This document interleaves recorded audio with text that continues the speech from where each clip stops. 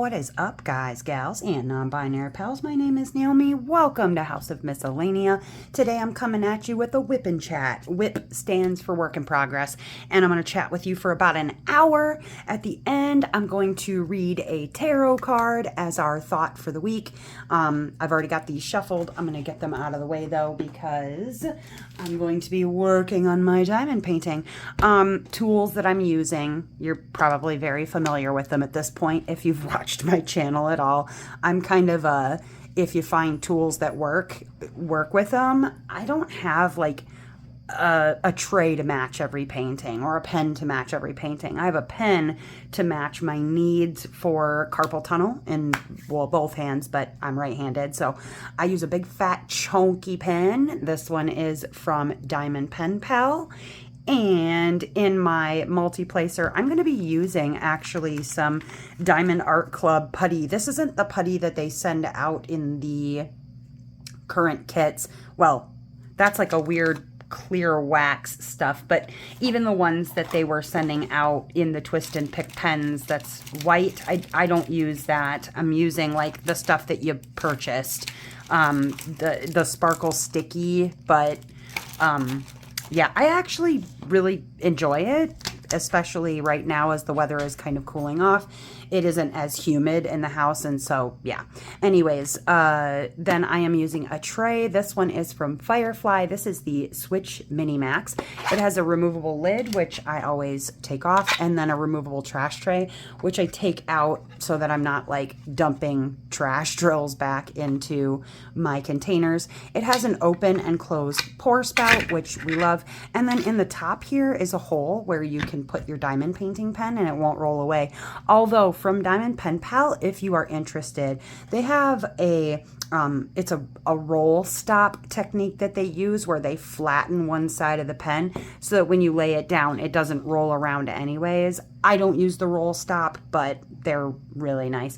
The other really cool thing about this particular pen, let me turn off some lights and I'll show you the really cool part about this pen. She glows in the dark. I freaking love that. It looks very blue, but it's actually green in person that it's glowing. Anyway, just thought you might find that cool. Lights back on. Links are going to be down in the description. And then in my single placer, I always use Ghost from Diamond Painting Daily over on Etsy. You can find Diamond Pen Pal on Etsy, and then Firefly has their own website, but again, links are down in the description. The diamond painting I'm working on, this is one I haven't had out in a while, but I felt like she needed some love and attention. Let me get a picture for you. This is Ruby Reef Siren by Little Alfred from Jaded Gem Shop. I did start this back in like March or May, but it's a round, beautiful round kit. The rounds at Jaded Gem Shop are beautiful. She's a 60 by 90 with 55 colors in round, but yeah, I kitted her up back at beginning of March and then started it in March, but I've been really just slowly kind of doing a square here and there, mostly because, you know, I just finished up the Gods and Goddesses event, and thank you to anybody who participated in Gods and Goddesses. I had a blast, but I just did other diamond paintings, and because there's a lot of confetti in this one, I love confetti, don't get me wrong, but the issue was that I had been working on so many, I gotta put putty in my pen, I had been working on so many confetti heavy kits that I really needed some sort of a break, and so she got kind of pushed to the back burner for a while. In fact, on my hangers that I use behind my desk on the closet door where I hang my diamond paintings when they're in WIP form, she'd been hanging all the way at the back for so long. I would say I am probably past the halfway point with this one now, I think. If not, then damn near. But yeah, so Grab my soda here. I just finished up Gods and Goddesses. That was a blast. Thank you again to anybody who participated. I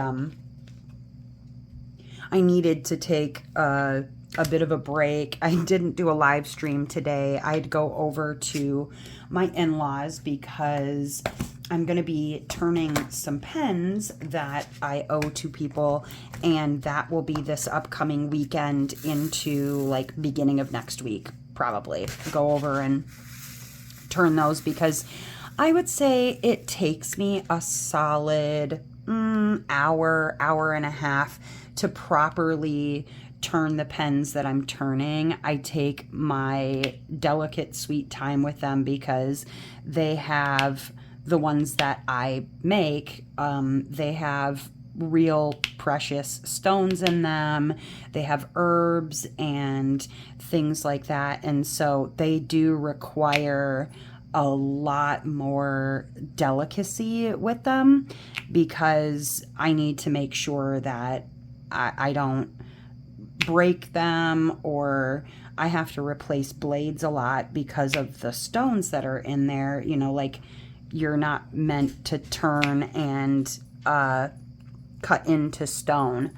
So even though they're soft stones because they're, you know, amethyst or things of that nature, it still does eat up a blade. And so I got to take my sweet time with those. I'm really looking forward to getting back into the garage and working on the pens again. I was over there today, did some cleanup in the garage because my father-in-law, he's been making benches, and so there's sawdust just everywhere possible. There's just sawdust, and got that cleaned up. We had gone over the day before. I hung out on my own, actually. Dustin's been sick. I don't know what was going on. He said that he had a really bad cough and just wasn't feeling well. And the holiday weekend that he's been off of work, he basically slept through the entirety of his holiday weekend. And he seemed like he was better afterward, but you know, I was like, maybe that's what you needed, was just some rest for your body.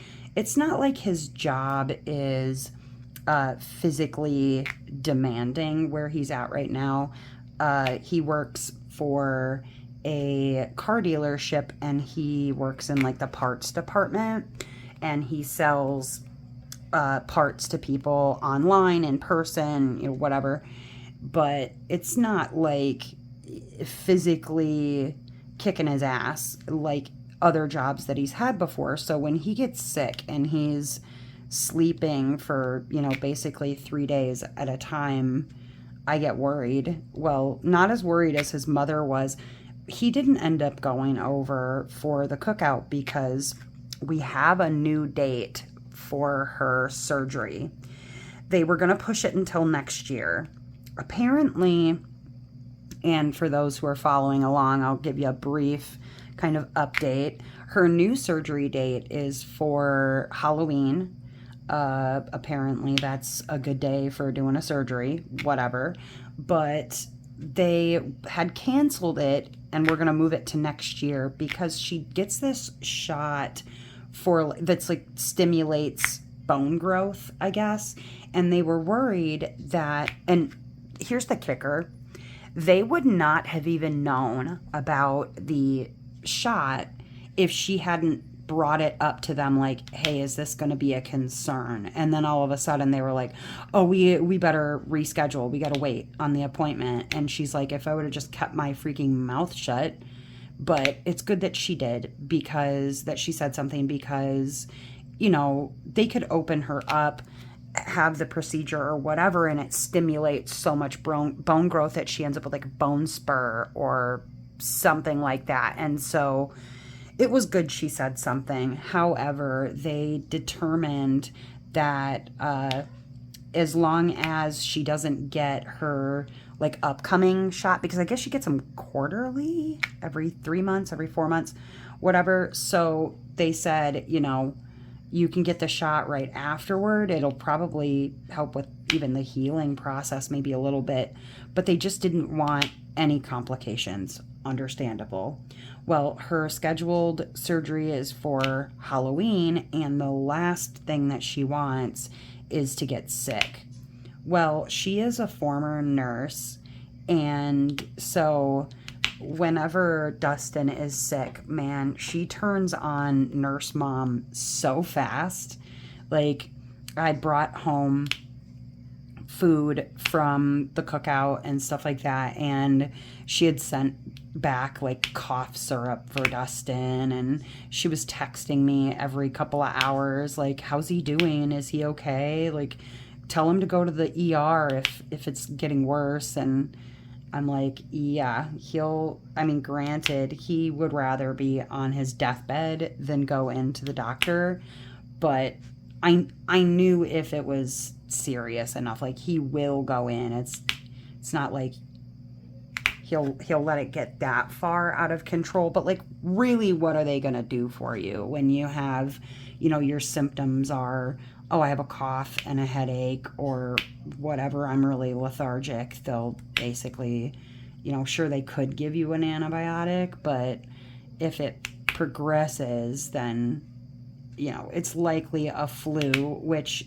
they don't give medications for anyways. So yeah, he wasn't really gung-ho about going to the doctor, and I can't say as I blame him. I mean, anybody with medical debt can tell you that it's not fun to end up with a $600 or $700 ER visit or urgent care visit just for them to tell you like, oh, it's a virus, there's nothing we can do. So I get it. But yeah, so went over there. I asked people on Discord, like, how much crap are you going to give me if I tell you that I want to make s'mores on my stove, because I have a gas stove. Because the kids were like legitimately bogarting all of oh, one moment. Sorry, I think he hears the kids upstairs, and so he thought somebody was at the back door. It's just the kids being loud. But if you're hearing extra noises, they're like on the what do you call it? The headset, VR. They're both on their own VR, and they're up in their room. So I think he just probably heard them making noises. Anyways, so yeah, they were bogarting the marshmallows, and I thought, well, you know what? Fine, I'll just make a s'more when I get back to the house. So I brought stuff back with me. Okay, so this kit in particular, when I got it, the specials that were requested were crystals, but the tricky part is that the crystals are 3785, which is like a light, or sorry, 3756, which is like a light blue, almost white, and then 3865, which is white or like kind of ivory color. Well, when you see them in crystal form, like, there's basically no difference. Like, one is kind of a yellowy color and the other one is just more regular, clear looking, whatever. So it was supposed to go on those two colors. Well, the whole background of this piece, let me give you a picture again real quick here. The whole background of this piece behind her is that white. And I think that that would look good with like crystal behind her. Sorry, I'm looking for the picture. Where is it? This direction. And I think it would look good behind her, but there's more than just that spot. And so it was really going to make it like all of this background behind her is like white and or that light bluish color. And so like that would look cool, except one, you can't tell the difference between the two colors of the crystals, and two, some of the like tentacles on the the jellyfish or whatever are that same color. And I think it would just really wash it out. And you wouldn't be able to tell because even some of this background here would have been. So yeah, I decided to just do the tentacles with the crystals and then kind of pick and choose some stuff in between. So that's what the crystals are about. They were actually an add-on when the kit was purchased. They just, I don't think that they were necessarily the right call for, and it's, I mean, it is what it is. I think that crystals are great with regard to the kit. It's just, if you don't know exactly where they're going, or you don't know where you want to put them with the kit, like yeah, it can get really kind of lost in the sauce. And so I'm adding them in myself, kind of picking and choosing which ones to put them on so that I can highlight just the tentacle kind of deal. So I'm getting creative with it.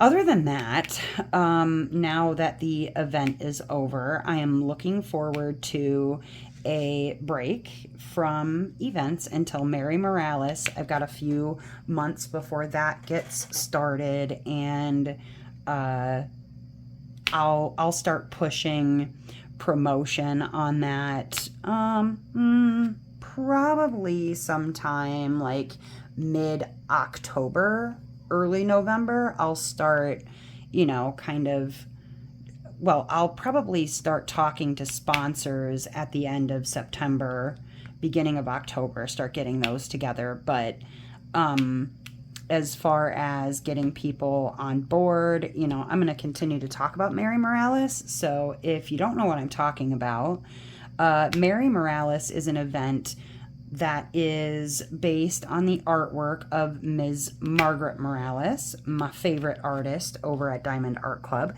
And the event, you would have to do a Margaret Morales piece for, and it has to be licensed. Somebody's coughing up there.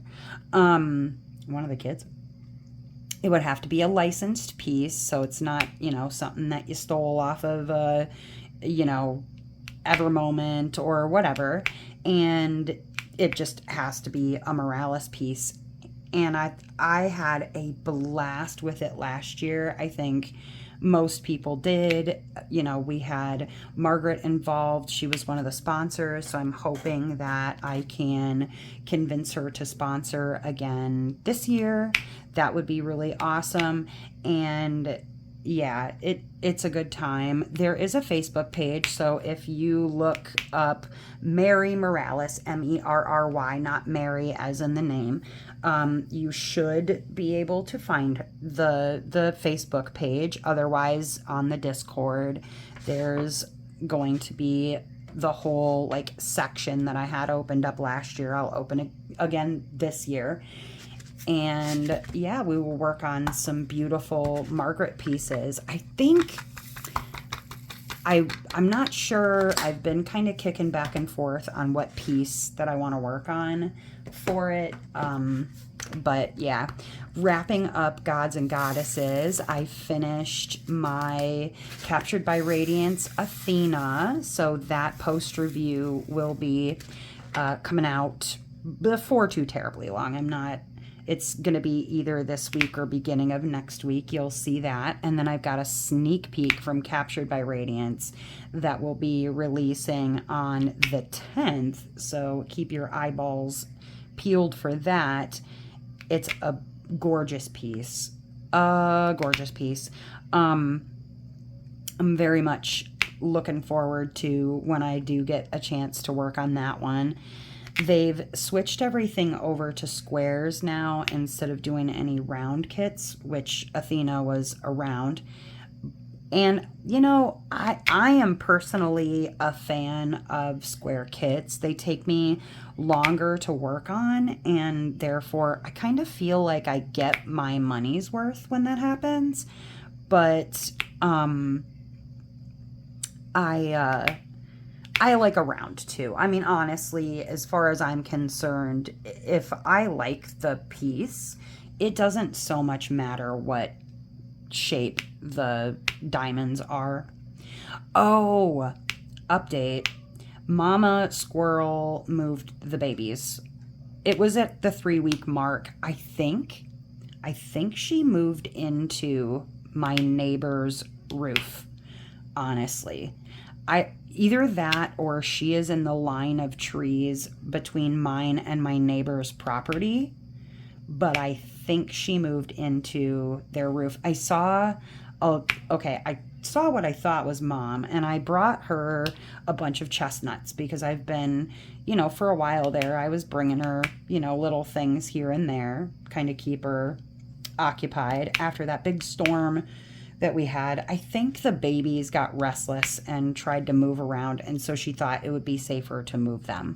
Fair enough, because we don't go up there. I wasn't bugging her aside from, going through the backyard. I didn't try to poke my head in on her too often, because I didn't want her to have to move the babies, but I was bringing her stuff, like if I found chestnuts when I was out walking or walnuts or something like that, I'd bring her things, or like bread ends on the loaf, I bring her those. Well, I noticed she was no longer taking food. I wasn't seeing her like sticking her head out of the nest like she was doing before. Well, then I'm walking around my usual. I get back to the backyard and I see what I'm pretty sure is Mom, because she's got a very pronounced row of nipples from, being suckled. And I'm pretty sure it was her. Well, she jumps from this tree onto the neighbor's roof, and I happen to notice that right at their eave of their porch, there's a hole in the top, bigger than this. I mean, it's big enough for a squirrel to fit in. And so I'm kind of wondering if, because I see her in those trees, either she's built a nest in the trees, or because I saw her sneak into that little hole in their eave, that she might have gotten into their roof, which, yikes. That's not good news for a homeowner, for a squirrel to be physically inside the property, in the walls, in the roof, whatever. They do a lot of damage. I mean, I was fine with her being in a windowsill. She's not going to do much damage in a windowsill, but oof, to have a squirrel in the roof is not good. You don't want them in your attic. You don't want them in your walls. Ugh. But she did end up moving on. What can you do? So I was thinking about what do I want to talk about today, because I didn't really have a super busy week, not in the way that I'd have anything fun to share with you, except for the fact that Dustin was sick. I have been playing a lot of Tears of the Kingdom again, just because occasionally I'll get a wild hair. I actually kind of thought about some things I might want to do on an Animal Crossing island, so I was watching some YouTube videos for that, but really nothing worth reporting, nothing that I had a story about or whatever. And I know that you guys come here to at least hear something to keep you busy for an hour if you watch. And so I thought, okay, what can I do that would keep people amused for an hour? And I got to thinking, okay, so this last week we had a Morales that dropped. Now, I've talked kind of at length about my journey and how I have been doing as far as purchasing and things like that. And Morales is always going to be a tricky one for me, because as far as every other artist at Diamond Art Club, there are so many that I love there, you guys. I love Mrs. Butter D. I love a lot of the Yumeis. I love Chrysabug, although I don't always love the renders on a Chrysabug. That being said, I would buy more of their pieces. It's just I've been trying not to buy anything that I didn't like I would kit that up as soon as I got it sort of feeling. The one exception to that for the most part is Margaret Morales. If there's a Margaret that comes out, I want to buy it. And I've been working very hard on tempering and not over purchasing. I've got a stash, so like work down some of my stash. It's going to last me a few years. But when they drop a Morales, it's one of those, like, I would like to own it. I would like to own it regardless, just like that mystery that I ended up with on a trade. Thank God, because I can't even imagine the price on that is trending down because people were selling it for $475 and people were paying that. It seems like it's starting to trend downward now where people are paying like $430. Still too freaking much. Well, all of that said, they released a Morales this last week, and I had actually thought about maybe I'm going to make myself wait and get it on a restock. But the thing is, like, I do not reliably have money when restocks come out. Not that I reliably have money on Saturdays, but it's something that I always can plan for.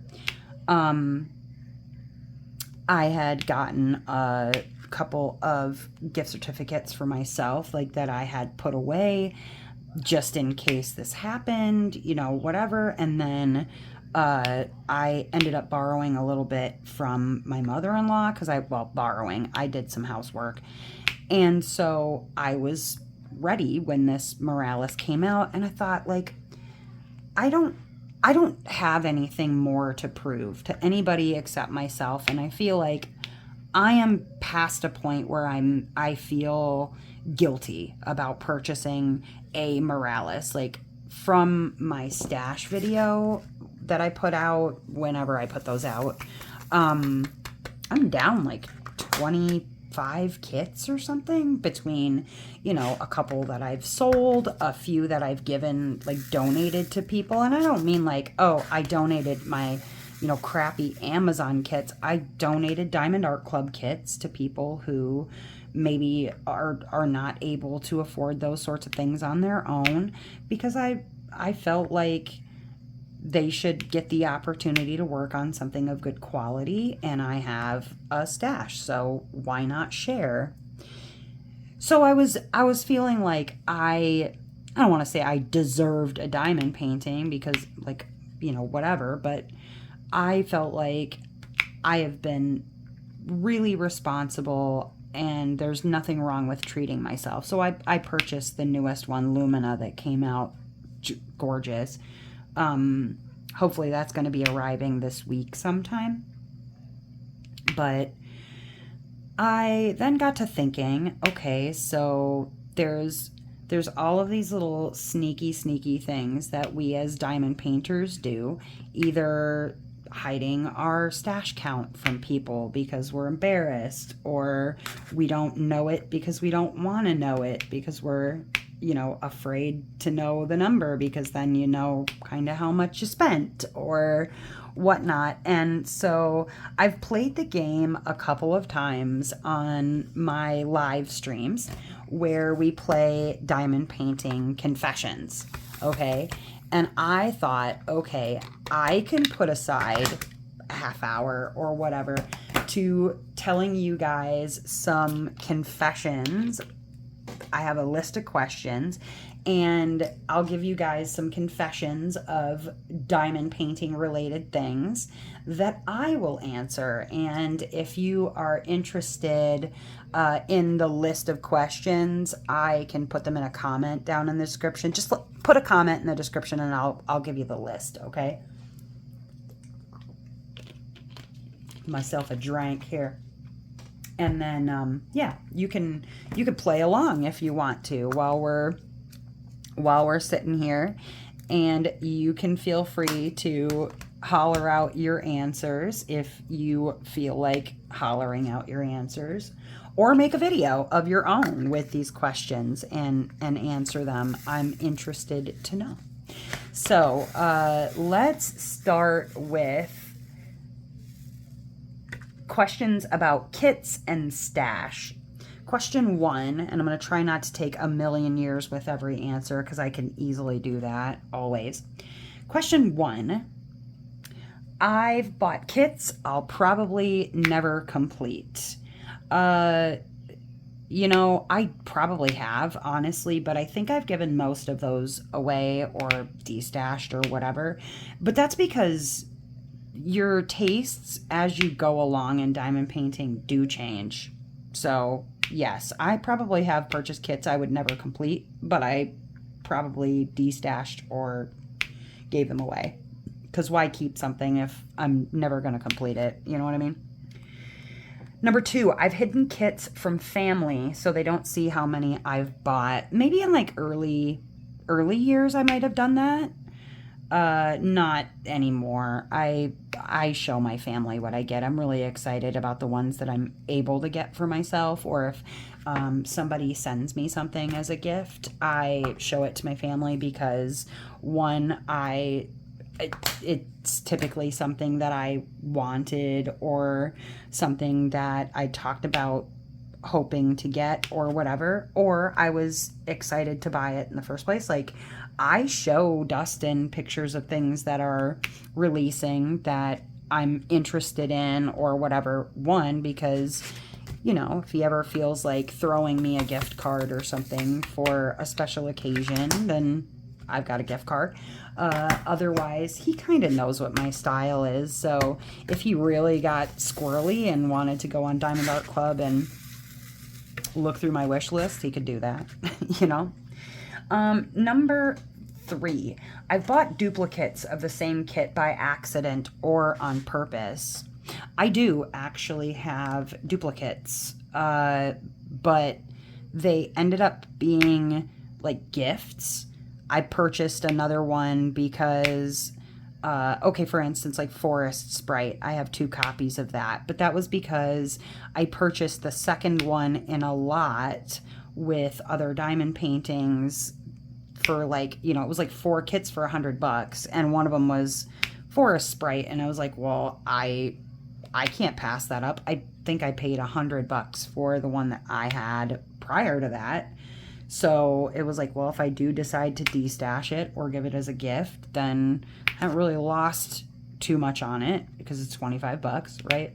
But there are also reasons why I might buy a duplicate of something, and that's usually for like comparison purposes. Like it's from another company, or it's, you know, maybe, I don't know.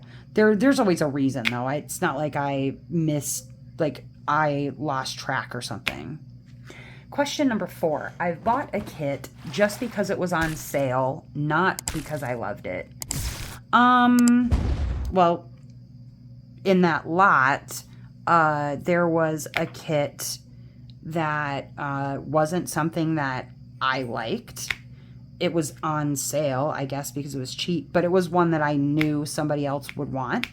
And so it wasn't really for me. I got it because it was cheap, and I was going to give it to somebody for their, you know, for a birthday present or whatever. I gave it away. So, yes, I guess.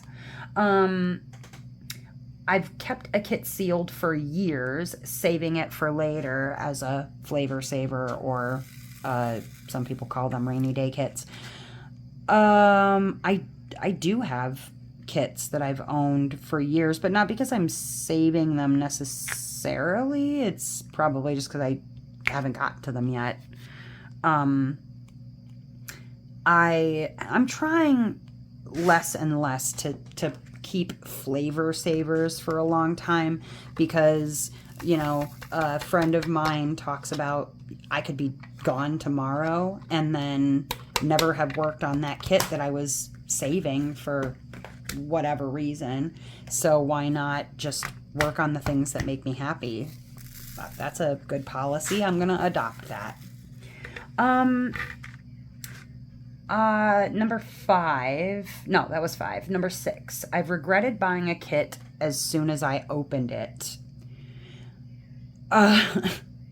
Well, I don't know about, yeah, I don't know that I have regrets per se. I think that sometimes there are kits that I maybe miscalculated sizing. Either I got it and it was too small, or I got it and it was way too big, or it had a gajillion ass colors and I got excited about some hype that maybe I didn't need to be.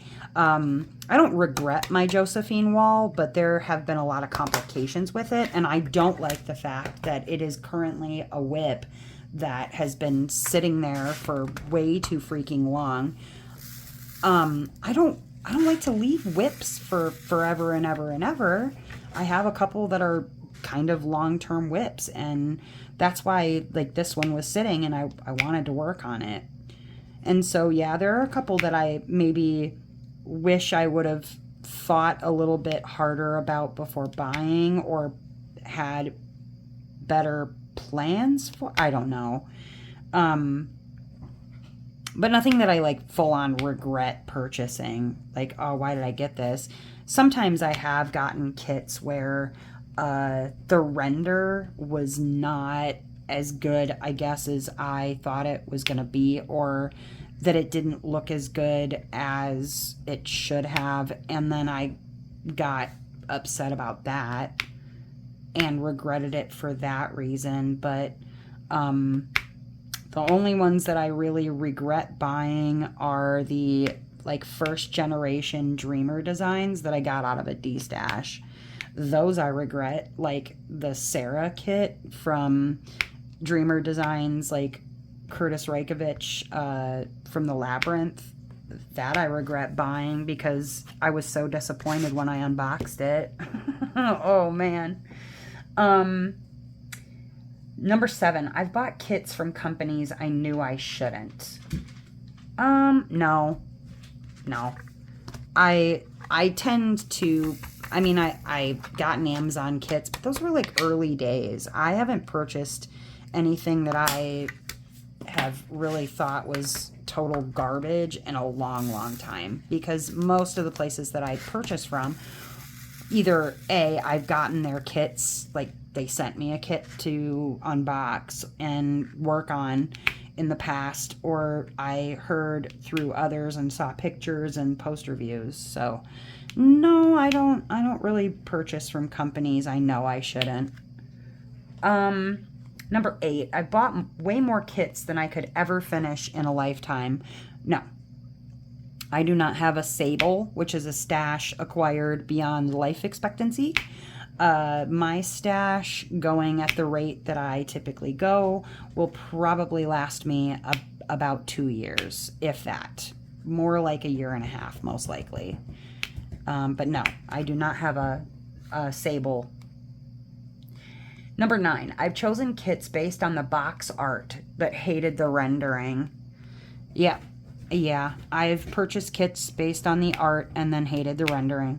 Yes. I won't give any specific details, but there have definitely been some that I loved the art itself and the render just really disappointed. Really disappointed. Number 10, in kits and stash. I've stashed a kit just to brag about owning it. I'm not a bragger. I'm really not. There are kits that I'm very proud of having. I was very proud to have Try to Follow. That one I unboxed and then worked on when I hit 1,000 subscribers. I made it a special occasion. I'm really happy that I have Night Melody, but it also hurts my heart when people tell me like, oh my God, that's my unicorn. I've been looking for that forever. Like, I would almost rather sell it to them or give it to them or whatever, because depending on the kit, you know, it might not be something that I was crying to have, but it breaks my heart because I know what that feels like. So I don't keep kits to brag. That's just not my style. Not really. Drills and tools. Okay, number 11. I've spilled drills and left them on the floor for days. No, I mean, I drop drills constantly. I'm always dropping, you know, 2 or 3 here and there, or it'll fly off my canvas or whatever. I leave those on the floor until I'm ready to vacuum them. But no, I don't leave spills on the floors for days because I probably need those diamonds. So no, I probably got down there with tweezers and picked them up like a freak because I don't have like a pair of pantyhose on my vacuum or anything. I do use a tool when I drop things. They're like these. Do I have one? I do. Okay, hold on. It's these things. These things are really extra sticky when they're clean, and then I'll take them. I use them to pick up the drills off the floor, and then I rinse them off. But you can get like lint rollers with the same kind of material, and like they can be rinsed off. The only issue is there's so much freaking hair, so I basically have to pick at the drills with a pair of tweezers anyway, just to separate them from all the freaking dog hair I have on the floor. That's why most of the time it's just easier to get down there with a pair of tweezers, because then I'm not also picking up gobs of dog hair. Number 12, I've vacuumed drills on purpose instead of picking them up. No, I just pick them up, honestly. I mean, I vacuum the ones that are on the floor because they were, you know, dropped singles here and there, but not a whole mess of them, no. Number 13, I've stolen drills from another kit to finish one I was working on. Yeah, but thankfully I have a decent stash of leftover drills, so I don't have to steal to go forward. I have like a stash of things so that I shouldn't have to wait on like a spare set of drills or replacements or whatever. And luckily I've not run into an issue where I didn't have enough drills to finish a kit that I didn't have in my leftovers. So, no. Number 14, I've thrown away perfectly good leftover drills because I couldn't be bothered. If they were acrylic, yes. But otherwise, no. If they're resin drills, I save all my resin drills. I just store them separately so that I don't get mixed up die lots. But aside from that, if they are resin drills, rounds or squares, I just keep them. Because when I run into a situation, if I do like spill a crap ton of my drills and I don't want to sit down on the floor for 3.5 hours, I might check my leftover stash first and then just vacuum up what I didn't feel like sitting down and picking away at with tweezers. So, no, just acrylic ones. Number 15, I've kept drills just in case, but never used them again. No, I use them pretty often, actually, especially when it comes to making a change on a kit or my spare specials. I use my spare specials all of the time. Because, you know, I like to enhance kits, and it's fun to just see what sort of fun that you can create. I've seen a lot of people who have taken their spare drills and done full-on cross-stitch conversion projects, which is what my plan is with the drills that I have. I think at this point I have all the drills I would need to do the cross-stitch that I purchased. It's a Morales, of course, cross-stitch conversion with all spares. I'm almost positive that I have all the drills that I would need to do that particular one. I just need to get a canvas is my issue now. But Number 16, I've used a random drill color because I lost the right one. No, but I've used one that was really, really close. Like if I get to the end and I realize I missed like a singular drill somewhere, I might put whatever is next to it down if it's, you know, like already in my hand or whatever, because I'm too lazy to go and open it back up, because no one's ever going to know but me, and I probably will forget immediately that I did it. As long as it's not like too super, super far off and noticeable. Otherwise, no, I'm not going to just use a random color. Number 17, I've reused old wax way too long. No, actually, I can't reuse wax or putty because I'm a hard placer, and the putty basically turns into like sticky chewing gum by the time that I'm done. So I kind of change my putty after each square. I know that sounds crazy, but I like having fresh putty. Although I've been able to stretch this Diamond Art Club like 3 or 4 squares. It's just if I feel like I want fresh putty, then I might just go ahead and do that.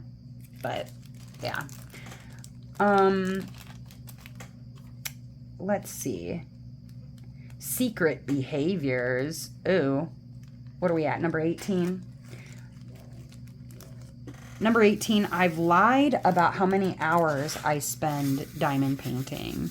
No, I'm pretty forthcoming with that. I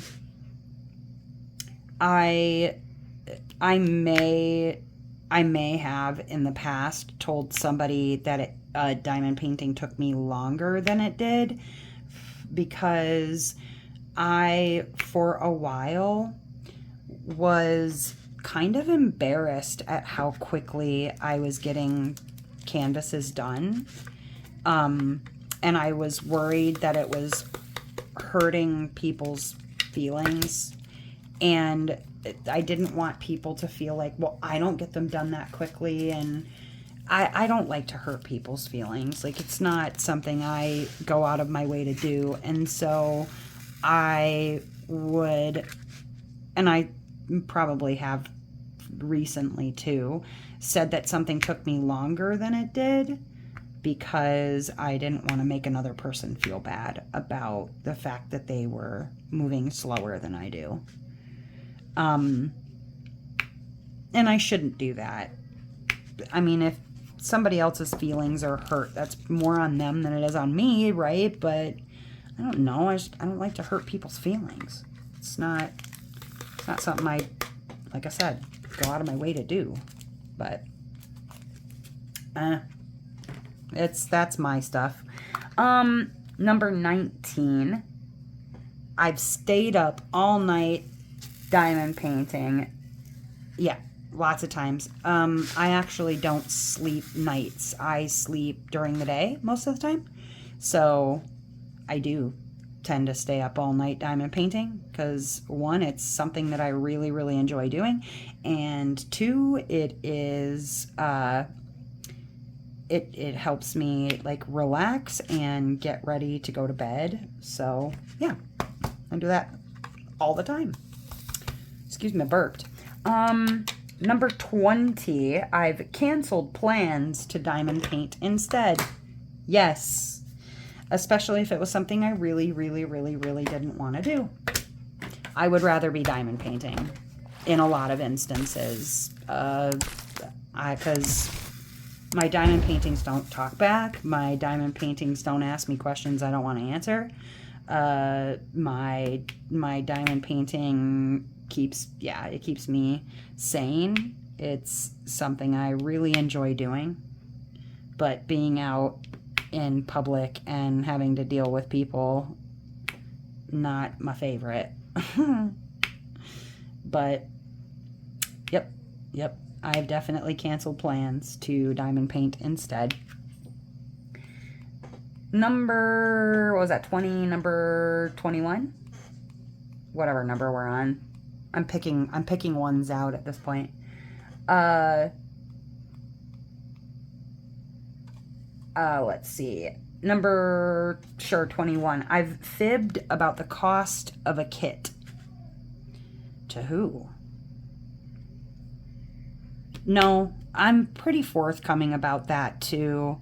Maybe I might not tell like everybody in the world how much I spent on like a destashed kit. Because I was really, to be honest, like, okay, I don't think I've ever given the actual number to many people on what I spent on Try to Follow, because back then, one, I had more money to spend, and then two, I didn't know what I know now about waiting, about the prices of destashed kits kind of going up and down. Like, a lot of times it's all about that, like, that gotta have it right now feeling, that FOMO that gets people to spend ridiculous amounts in destash on diamond paintings. And so I spent way too much on Try to Follow. I don't regret it because I loved the piece, and it's eventually, once I get it framed, it's going to hang up in my house. Like, it's beautiful and I love it. My husband loves it. It's a piece that is definitely in both of our styles. But as far as like generally, you know, telling lies about how much a kit cost, no, not really. Number 22, I've pretended I liked a kit when I really didn't. Yes. Sometimes I think that other people want opinions from others, not necessarily because they want you to tell them how much you don't like it. They want to feel like, you know, they have good taste, and you can confirm that when you say that you like a piece. And I tend to wait and see what somebody else's response is. But often I'm more truthful than I am fibby about what ones I like or don't like. I will outright say, like, that's not really my jam, but that doesn't mean that, you know, you shouldn't like it. It's like, just because I don't want to butter my bread with it and it's not my jam doesn't mean it shouldn't be somebody else's. Because, you know, I probably like things that are, I don't know, gaudy as crap too. So whatever, it doesn't so much matter. But I have told people I like something I didn't, because I don't want them to feel like their selection was crap. It's just not maybe my particular style, you know. Number 22, 23. I'm sure. I've done a secret happy dance when shipping notifications arrive. Yes. Especially when it's a Morales on the way. When Night Melody was like, I got my shipping notification for that, and I knew for a fact that it was going to be in my hot hands. Yeah, I got very excited. Really excited. Probably did a little bit of a dance. Yes. Let's see. That was 23. I skip using a light pad even when I should. Yeah, probably. There are often times where I should probably pull out a light pad to save my eyeballs, but I have some pretty good lights going on, and I do use like my lamp right here that has like all my stickers on it. That one I use closer when I'm not doing a whip and chat, so that I can see pretty well. But yeah, there are times I really probably should get the light pad out, and to be honest, maybe even a magnifying glass so I don't screw up my vision. But 23, 24. Let's see. I'm just reading. Relatable mishaps. 24. I've dropped drills in my drink. Yep. I've definitely dropped drills in my drink before. And it was like, at that point, I'm not going to take the time to try and dig it out because I'm never going to get at it. So if I've also consumed a drill, yeah, probably have, because, you know, what are you going to do? It's in my drink. I don't want to deal with it.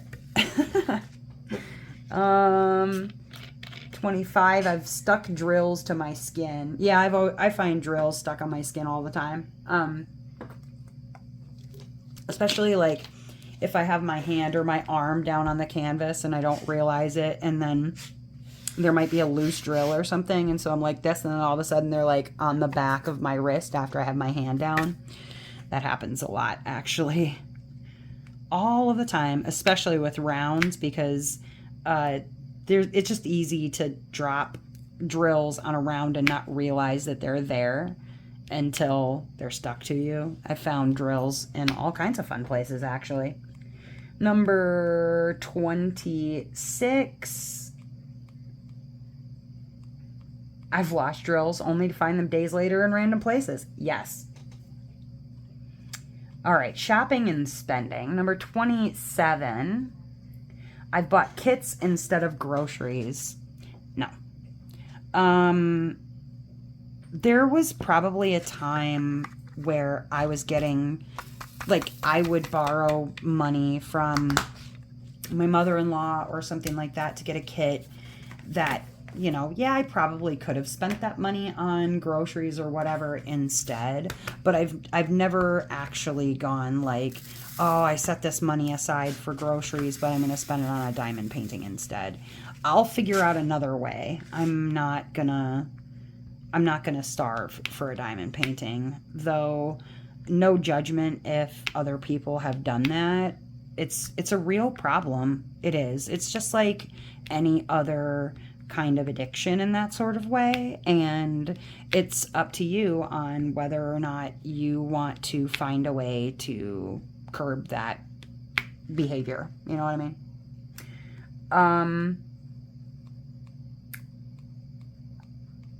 I've bought a kit just because everyone else had it.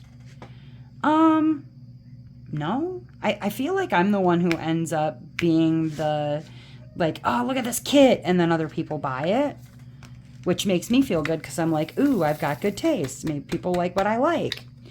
But no, I mean, I don't think so.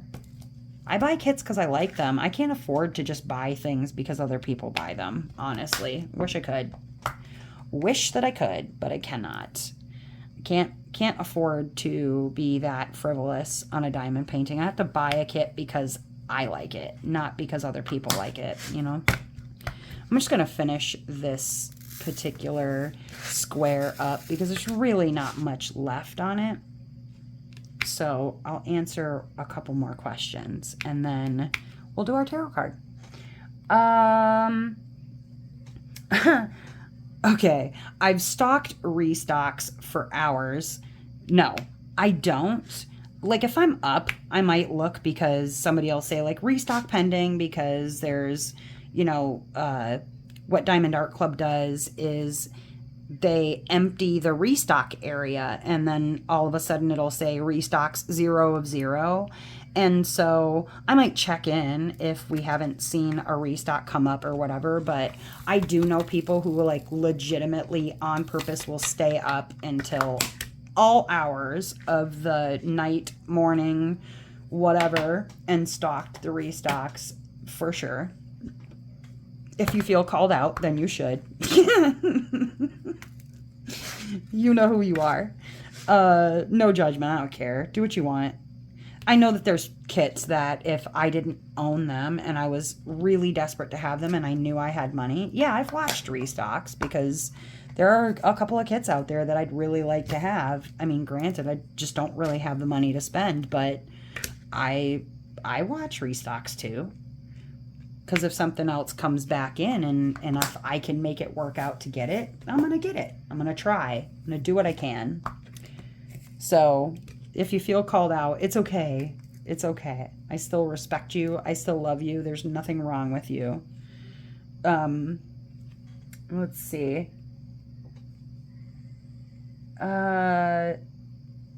This one's weird. I've joined events just to show off my stash. No, I've made videos to show off my stash, but it's not like to go, look what I have that you don't. It's more like, I feel like diamond painting collections, it's like a curated museum. If, in my opinion, like, I feel like my kits are pieces of artwork that I've collected, and I'm very proud of those, but not like to rub it in somebody's face or something like that. Like, I wouldn't do that. Would not do that. I just forgot what drill color I just picked up. I've joined events and never completed the project. I do not typically join events because I'm very bad at remembering to do things like post pictures or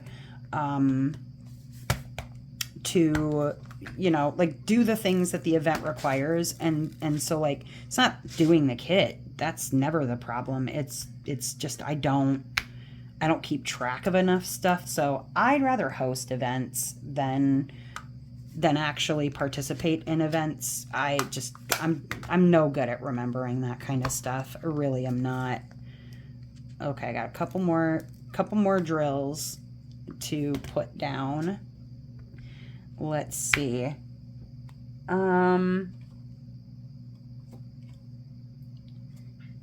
secretly hate confetti heavy kits.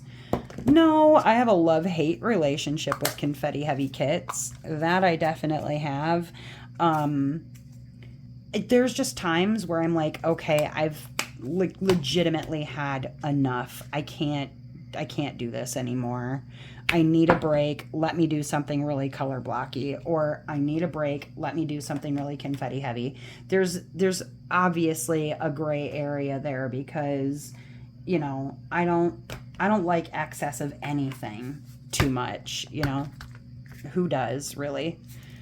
2 colors to go. They're like one drill here and one drill right there. And they're not even ones that I forgot. They just, like, legitimately only had one drill in the palette. I think that's it. Yeah, there we go. We finished our square in the hour. Okay. That was all for the questions. If you want examples of questions, let me know, and I will get you a list of fun questions that you can sit down and answer for yourself. Okay, let's see what our card thought for the week is. Our tarot card thought for the week. A collective of pixies. What do you got on your mind this week? I think I know what I'm thinking about, but I want to know what you guys are thinking about. All right, let's see. What's on our minds? A collective of pixies. What is needed here is not only an awareness of duty, but a merry to approach it. M-E-R-R-Y. A merry to approach it. Oh, a merry approach to it. I can read. This job has to be done, so one might as well do it willingly. Progress through this dance. No. Wow, Naomi. Let me start over, okay? Because I can't read. What is needed here is not only an awareness of duty, but a merry approach to it. This job has to be done, so one might as well do it willingly.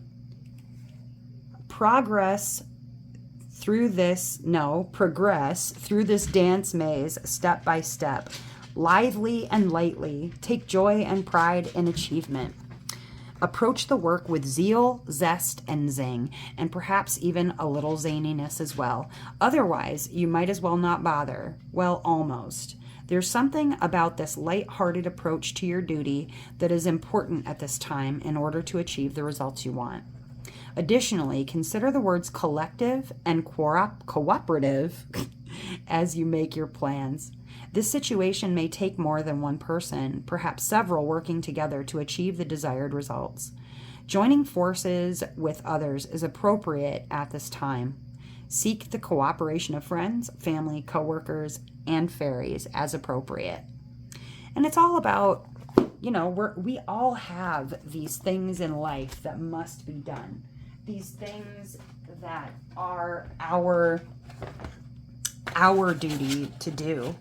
And you can approach those things lightheartedly. You can approach them with a smile. Just because it's your duty doesn't mean that it has to be loveless or joyless. And so whatever it is that is your duty to do, I said duty. Whatever it is in your duty to get done, approach it with a smile. Ask for help where necessary. I'm shaking my camera. And, you know, try to be lighthearted about it, but ask for help when you need it. I'm here if you need me, if you have any questions. And as ever, I hope that wherever you are in this great, big, beautiful world of ours, that you are having a glorious morning, evening, or afternoon, whatever time it is, wherever you are. All right, I'll see you next time. Bye.